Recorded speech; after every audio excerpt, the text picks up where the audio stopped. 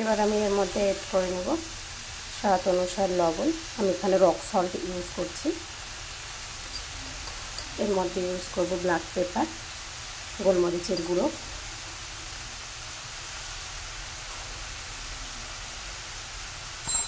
আরও ইউজ করছি আমি গ্রিন চিলি সস, আর ইউজ করছি হালকা পরিমাণে সয়া সস। এবার ভালো করে মিলিয়ে দিতে হবে।